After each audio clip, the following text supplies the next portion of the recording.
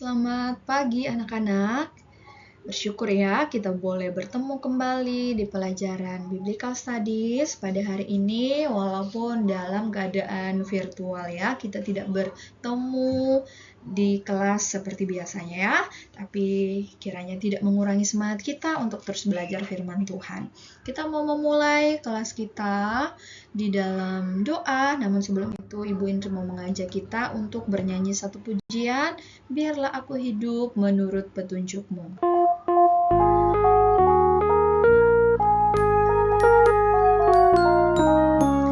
Biarlah aku hidup menurut petunjuk-Mu, menurut perintah-Mu, sebab Ku menyukainya. Aku siap ya Tuhan untuk mendengarkan firman, duduk dan lipat tangan untuk dengar firman Tuhan. Oke, mari anak-anak bersatu dalam doa ya. Tuhan Yesus, kami bersyukur saat ini kami boleh bertemu untuk belajar firman Tuhan. Berkati kami supaya kami dapat belajar firman Tuhan dengan baik. Terima kasih Tuhan, kami siap untuk belajar firman-Mu. Amin. Oke anak-anak, hari ini sebelum kita masuk materi, kita mau membaca bersama-sama ayat hafalan kita ya di dalam Mazmur pasal 119 ayatnya yang ke-35, 1, 2, 3. Biarlah aku hidup menurut petunjuk perintah-perintah-Mu, sebab aku menyukainya. Hari ini kita akan belajar dari sebuah keluarga yang ternyata mereka gagal menaati atau mengikuti firman Allah, anak-anak ya. Ada juga tokoh Alkitab yang bisa dan taat mengikuti firman Allah. Tapi hari ini kita mau belajar terlebih dahulu kepada satu keluarga atau tokoh Alkitab yang gagal untuk mengikuti firman Allah atau taat kepada firman Allah ya dalam kehidupan mereka sehari-hari. Siapakah itu? Ya, betul, keluarga Eli.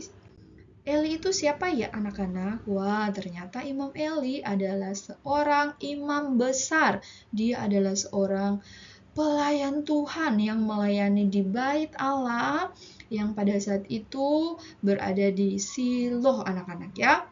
Dia adalah seorang imam, dia seorang hamba Tuhan. Kalau sekarang itu sebutannya seorang pendeta anak-anak.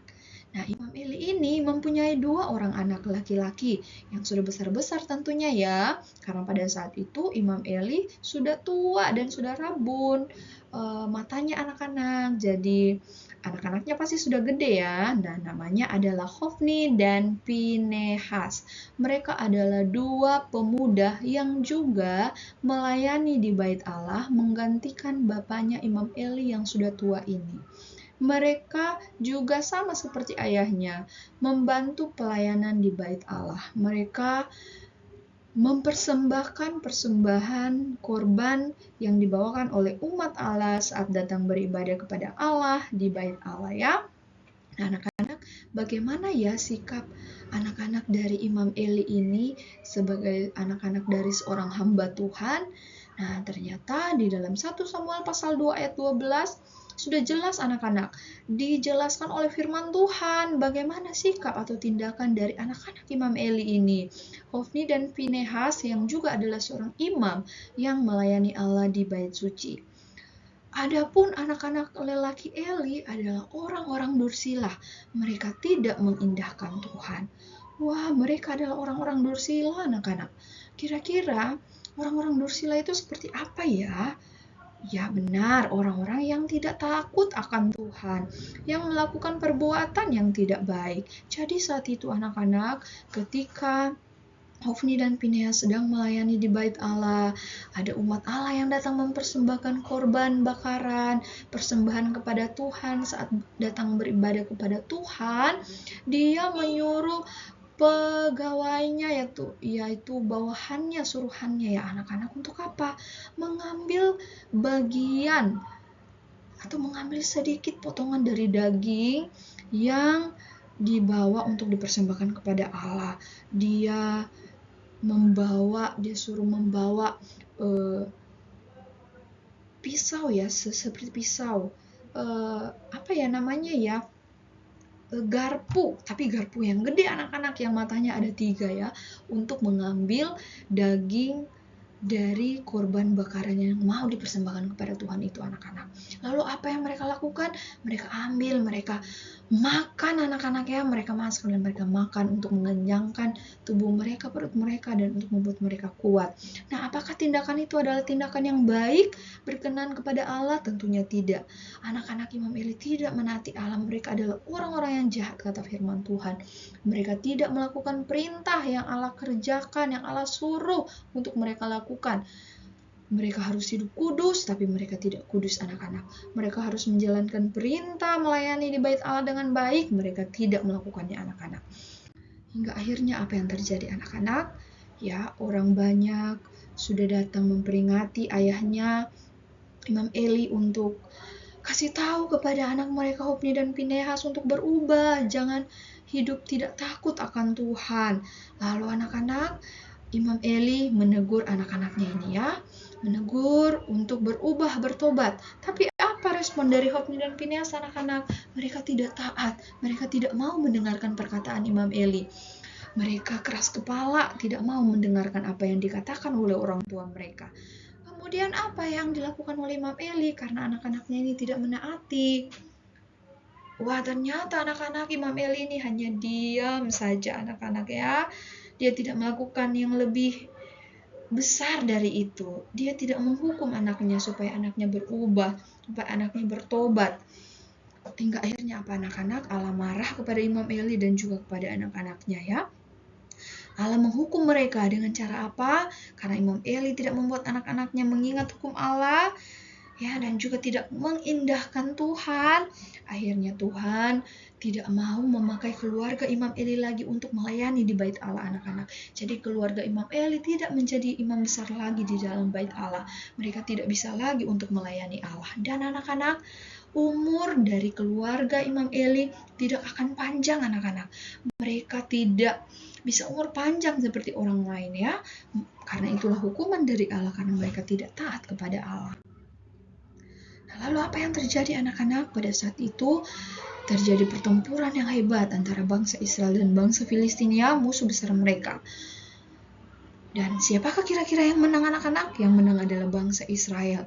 Nah, ketika Hofni dan Pinehas mengambil bagian untuk memenangkan pertarungan itu, ya, peperangan itu, wah, ternyata apa yang terjadi? Mereka gagal di situ anak-anak. Mereka mati di medan peperangan anak-anak ya.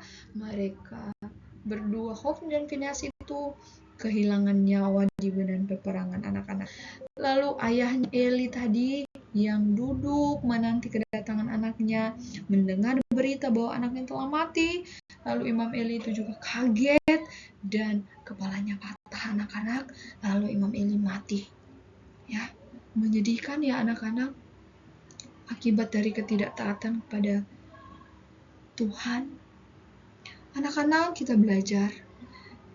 Ketika anak-anak ditegur oleh orang tua, oleh guru sekolah minggu di sekolah minggu ketika sudah mulai tidak taat, itu bukan karena orang tua, guru, atau guru sekolah minggu, bapak pendeta itu tidak suka dengan kalian, justru karena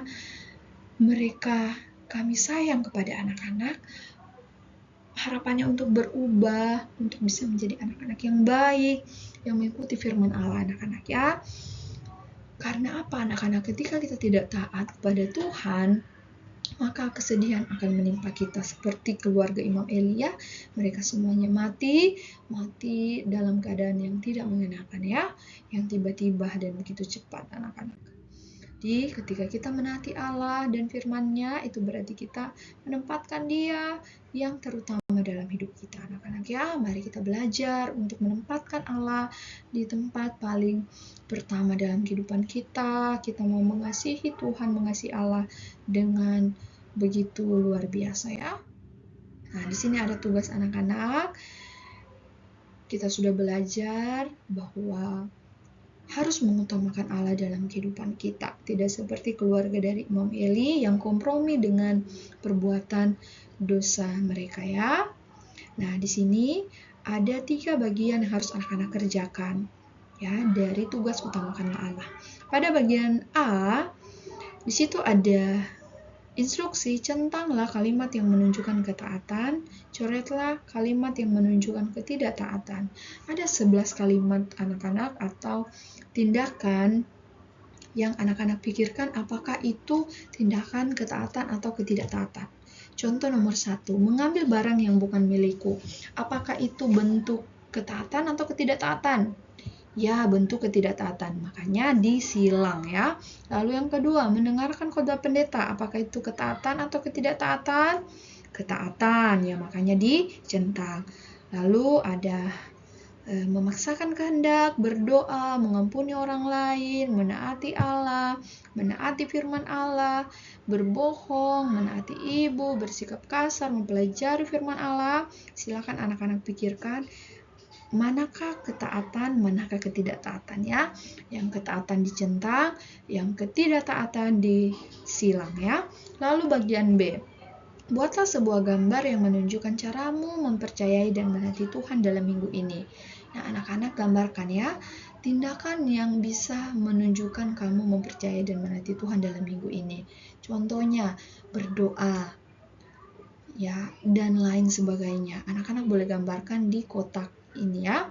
Lalu bagian C, tuliskan atau gambarkan bagaimana caramu memilih untuk mengutamakan Allah dan menaati firman Allah. Di sini ada 3 gambar anak-anak ya. Gambar yang pertama, misalkan kamu lagi memainkan musik atau bermain handphone, lalu orang tua meminta bantuan untuk membantu mencucikan piring atau membereskan tempat tidur atau pekerjaan-pekerjaan lain anak-anak ya. Nah, ketika anak-anak tidak mau taat, tidak mau dengar-dengaran ya, kotak di sampingnya yang kosong. Aku akan berdoa meminta pertolongan kepada Tuhan dan aku akan, silakan tulis tindakan anak-anak, tentunya tindakan menaati Allah itu ya. Ketika sudah tidak mau taat kepada orang tua, kamu akan berdoa meminta pertolongan kepada Tuhan dan tuliskan atau gambarkan, boleh digambar ya, tindakanmu setelah itu. Lalu yang kedua, saat kamu bermain dengan abang atau dengan adik, ketika kamu mulai bersikap tidak benar atau bersikap salah, merampas mainan, tidak mau berbagi, kamu akan berdoa dan apa yang akan kamu lakukan sebagai bentuk ketaatan kepada Tuhan. Lalu gambar yang ketiga, sedang mendengarkan khotbah atau bergereja atau sedang mendengarkan guru atau sedang mendengarkan orang tua. Ketika kamu tidak mau mendengarkan karena digoda oleh temanmu, apa yang akan kamu lakukan? Silakan tuliskan dan gambarkan anak-anak ya, sikap ketaatanmu itu. Ya, demikian pelajaran kita hari ini. Tugasnya silakan dikerjakan, nanti dikumpul hari Senin. Tugas oleh anak-anak yang bisa print, kalau yang nggak bisa print boleh anak-anak salin di buku agamanya ya, nanti ibu periksa di buku agamanya. Oke? Ya, kita akan menutup kelas kita dalam doa, lipat tangan, tutup mata. Terima kasih ya Tuhan buat firman-Mu yang sudah kami dengarkan. Kami mau melanjutkan mengerjakan tugas kami. Tuhan berkati supaya kami dapat mengerjakan dengan baik. Ajar kami untuk senantiasa menaati-Mu, Engkau Tuhan, menaati orang tua, menaati guru, sebagai bentuk sikap kami mengasihi Allah, mengutamakan Allah lebih dari segalanya. Terima kasih Tuhan, dalam anak-Mu Yesus Kristus kami bersyukur dan berdoa. Amin. Oke, selamat mengerjakan tugas anak-anak. Tuhan Yesus memberkati ya.